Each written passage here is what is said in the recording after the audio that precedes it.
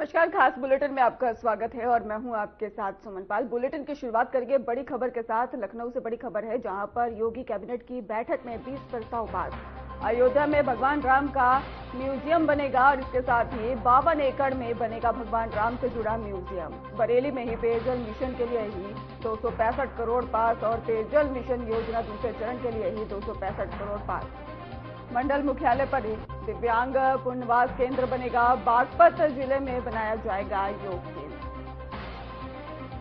तो सीएम योगी आदित्यनाथ ने बड़ा फैसला लिया है। सीएम योगी मंत्रिपरिषद की बैठक में 20 महत्वपूर्ण प्रस्तावों पास किए गए हैं। इसमें से राज्य के कई विकास और कल्याणकारी परियोजनाओं को मंजूरी दी गई है।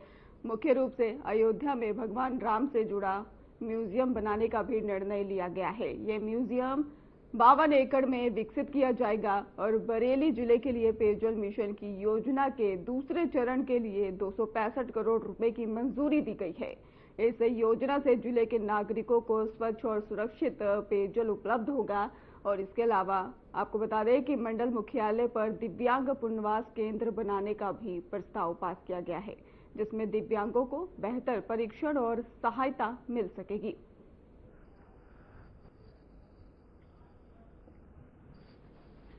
तो यूपी एडिटर आरसी भट्ट हमारे साथ जुड़ चुके हैं। आरसी भट्ट जी, बड़ा फैसला सामने आया है योगी कैबिनेट की बैठक में। क्या अहम और मुद्दे रहे और क्या प्रस्ताव जो है पास अभी तक हो पाए?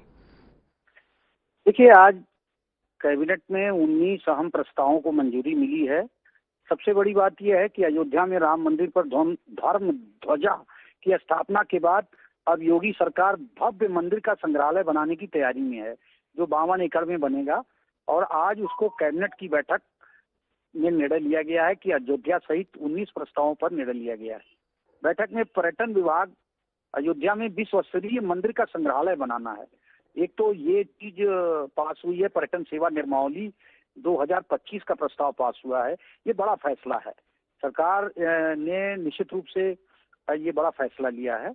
और उसके साथ साथ जिसमें खेलकूद विभाग, पर्यटन, वित्त विभाग, चिकित्सा, स्वास्थ्य, परिवार कल्याण, आवास, शहरी नियोजन, नगर विकास, गरीबी उन्मूलन, पर्यावरण, जलवायु और लोक निर्माण, कारागार, गन्ना विकास के कई एजेंडे शामिल रहे।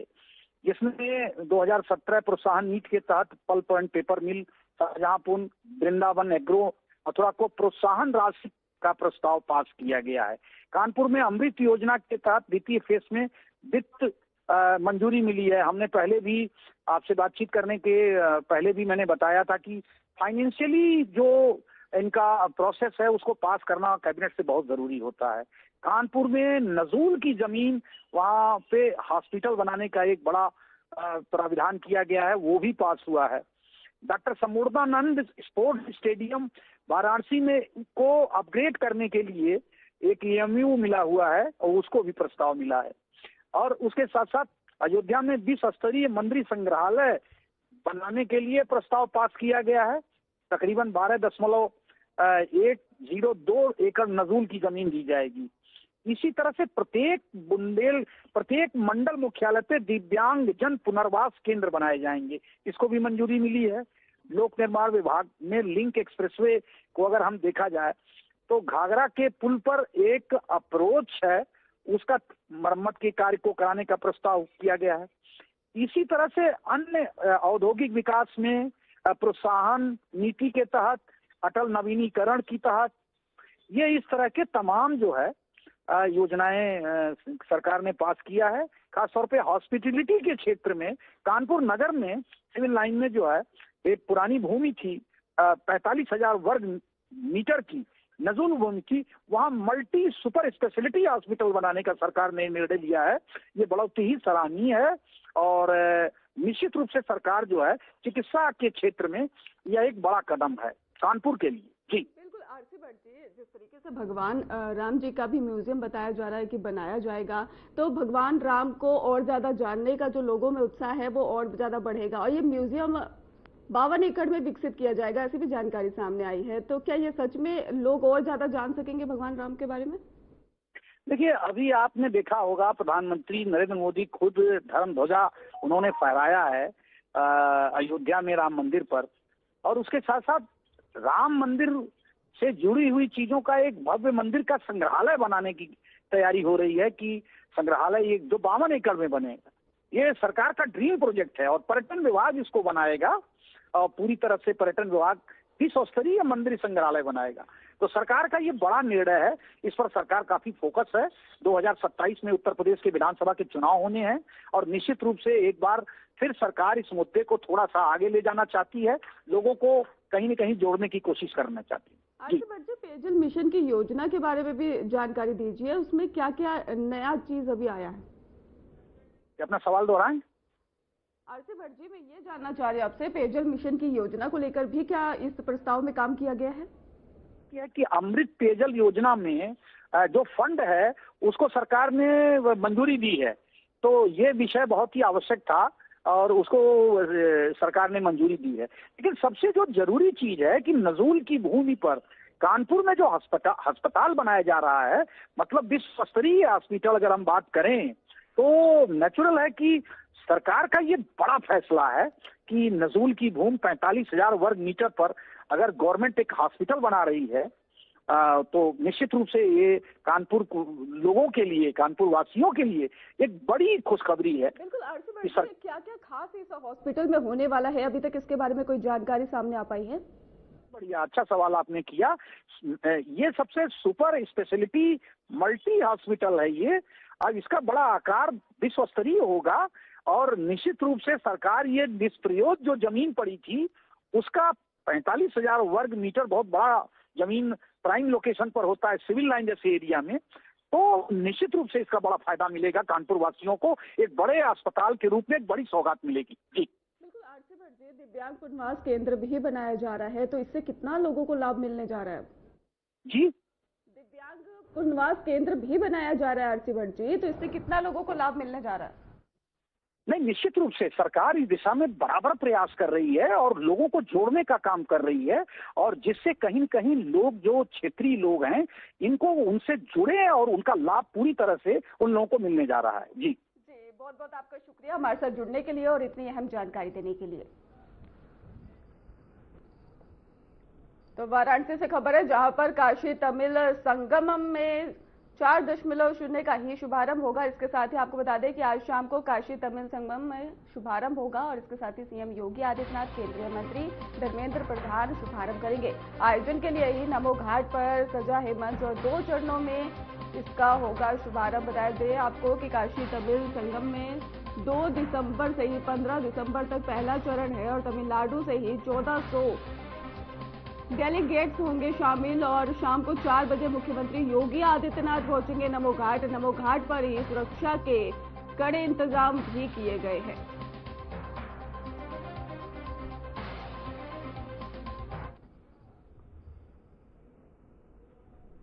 खबर बरेली के इज्जत नगर से है, जहां पर बता दें आपको थाना क्षेत्र से यह खबर सामने आई। कांग्रेस प्रदेश अध्यक्ष अजय रॉय दिवगत बीएलओ सर्वेश गंगवार के परिवार से मिलने उनके आवास पहुंचे और शोक संवेदना व्यक्त की। इस मौके पर उन्होंने कहा है कि चुनाव ड्यूटी पर हुई मौत की पूरी जिम्मेदारी सरकार और चुनाव आयोग की है। अजय रॉय ने परिवार को 1 करोड़ रुपए मुआवजा और सरकारी नौकरी देने की भी मांग की है। कांग्रेस प्रदेश अध्यक्ष ने कहा है कि चुनावी ड्यूटी पर कर्मचारियों पर बढ़ता दबाव और संसाधनों की ही कमी गंभीर चिंता का विषय है, जिस पर सरकार को तत्काल कदम उठाने चाहिए। कांग्रेस पार्टी पीड़ित परिवार के साथ खड़ी है और उन्हें न्याय दिलाने के लिए हर संभव प्रयास करेगी।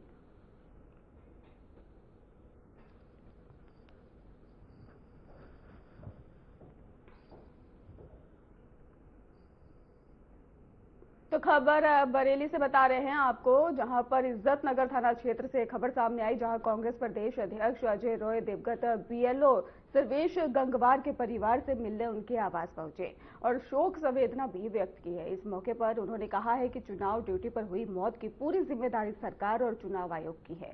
अजय रॉय ने परिवार को 1 करोड़ रुपए मुआवजा और इसके साथ ही सरकारी नौकरी देने की भी मांग की है। कांग्रेस प्रदेश अध्यक्ष ने कहा है कि चुनावी ड्यूटी पर कर्मचारियों पर बढ़ता दबाव और संसाधनों की कमी गंभीर चिंता का विषय है, जिस पर सरकार को तत्काल कदम उठाने चाहिए।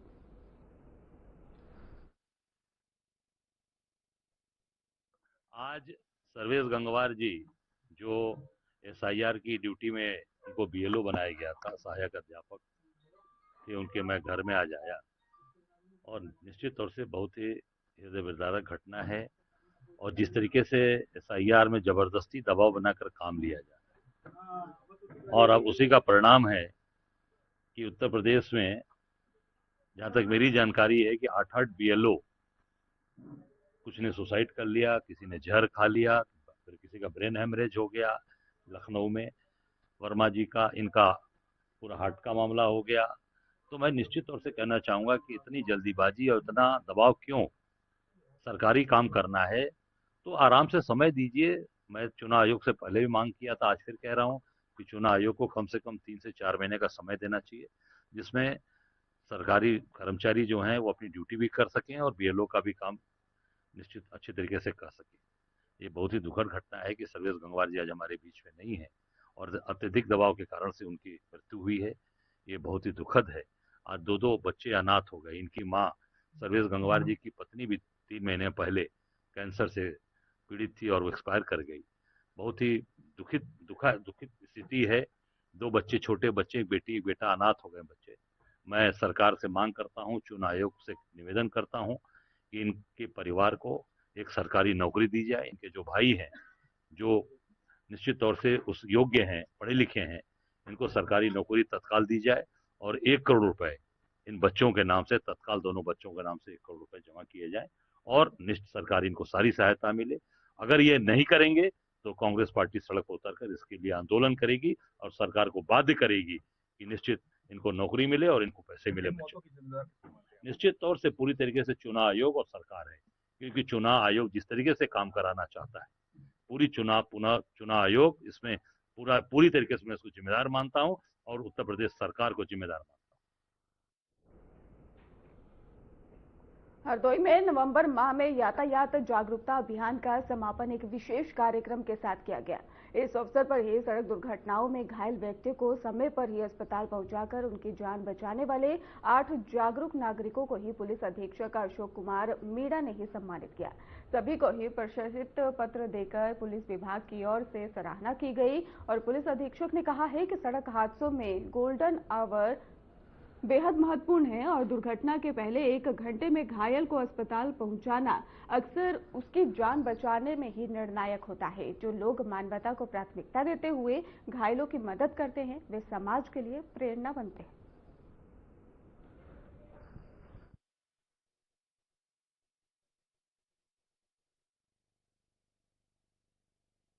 ये 1 नवंबर 2025 से लेकर 30 नवंबर 2025 तक यातायात माह का जो कार्यक्रम था वो पूरा लगातार 30 दिन तक चलाया गया था, जिसके अंतर्गत परिवर्तन के साथ साथ जागरूकता का कार्य भी किया गया, जिसमें सभी विभागों के द्वारा, पुलिस विभाग साथ साथ एआरटी विभाग ने भी कार्य किया और इसमें जितने भी स्कूल्स हैं उनके अंदर हमारे क्विज और प्रतियोगिता, निबंध प्रतियोगिताएं और अन्य प्रतियोगिताएं और जो यातायात नियम है उनसे जागरूकता के संबंध में कार्यक्रम आयोजित किए गए थे और जो परिवर्तन का कार्य था वो भी किया गया था। और इसमें जो आज हमारे गुड समैरिटन्स थे, जिसमें 8 लोग थे जिन्होंने दुर्घटना के तुरंत बाद जो गोल्डन आवर्स था उसके अंदर जो दुर्घटना के अंदर जिनको चोटें आई थी उन लोगों को त्वरित तरीके से अस्पताल में पहुंचाकर उनकी सहायता की थी, तो उनको भी सम्मानित किया गया है। और इस तरीके से पिछले 1 महीने में लगातार परिवर्तन और जागरूकता का कार्यक्रम करते हुए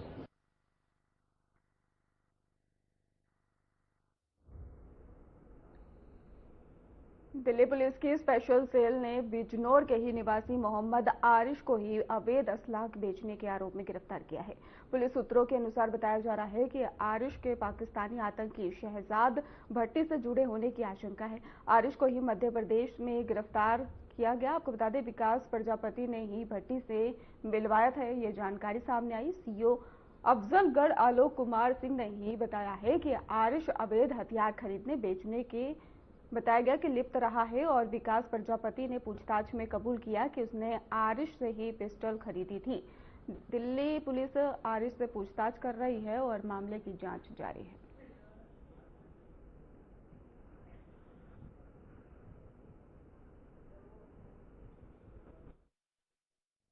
ये बम ब्लास्ट का मामला था जी। दिल्ली की टीम आई थी पुलिस की, इन्होंने मेरे लड़कों को गिरफ्तार करा अगर वो दोषी है तो उसे सजा दी जावे और निर्दोष है तो उसे छोड़ा।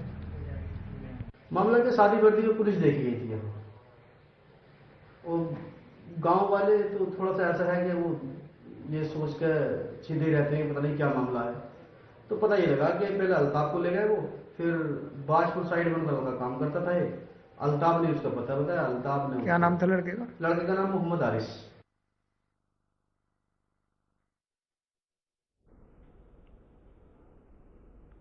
महाराजगंज में 3 तलाक पर पाबंदी के बावजूद मदरसे में कथित तलाक कराए जाने का वीडियो सोशल मीडिया पर वायरल हो गया है।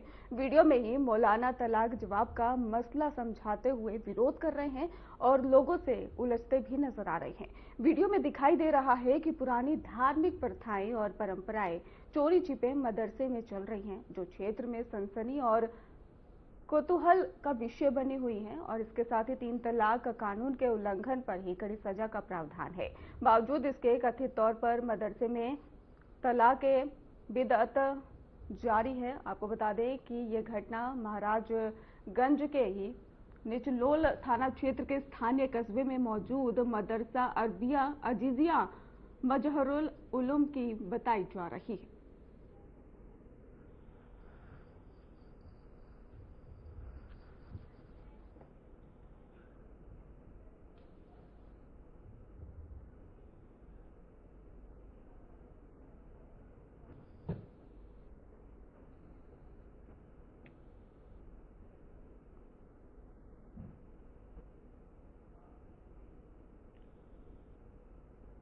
खबर कानपुर देहात के डेरापुर थाना क्षेत्र के कपासी गांव की है, जहां सरकारी व्यवस्था की लापरवाही और उदासीनता के चलते एक मां और उसकी मासूम बच्ची जन्म से लेकर अब तक एक दूसरे को देख नहीं सके।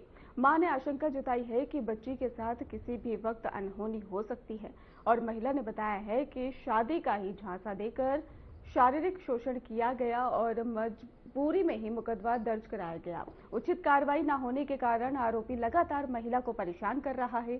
महिला ने न्याय की गुहार लगाते हुए एसपी कार्यालय का रुख किया है। ऑफिस आए, हमारे मतलब घटना है कि हमने मुकदमा लिखवाया था, 3 महीने हो गए मुकदमा लिखवाए। 6 महीना की मेरी बच्ची है, मतलब उसको गायब कराए हैं और मतलब थाने में कोई सुनवाई नहीं हो रही, कुछ भी नहीं हो रहा है। वो बार बार हमें टाल देते हैं कि मतलब कहीं जाओ कहीं जाओ। अब फलाने फाड़ लगा देंगे, 4 सीट मतलब कुछ भी कर देंगे। आपकी बच्ची 31 मार्च को यथार्थ हॉस्पिटल में रोहित राजावत और उनके घर वालों की शादी से गए हुई, मतलब पूरा घर शामिल था। जिस दिन से जन्म हुआ उसी दिन से गायब है? उसी दिन से गायब है, हमको दिखाई नहीं दी। तब से हम बराबर दौड़ रहे, कोई मेरी सुनवाई नहीं हो रही। कहीं पे हर जगह गए, कहीं पे सुनवाई नहीं। क्या आशंका है आपको अपनी बच्ची के प्रति? बच्ची की या मार दी या कहीं रखे, मतलब ये हमें तो लगता है उसने खत्म कर दी। क्यों ऐसा क्यों करना चाहते हैं? ऐसे सबूत मिटाने के लिए दूसरी शादी करेंगे। मतलब जब से आपकी जन्म दिया बच्ची तब से आपको नहीं दिखाया बच्ची? नहीं दिखाया, हमने नहीं देखने को मिली। हॉस्पिटल से गायब हो गई है। हॉस्पिटल के कागज भी है हमारे पास सब। फिलहाल बुलेटिन में रुकेंगे एक छोटे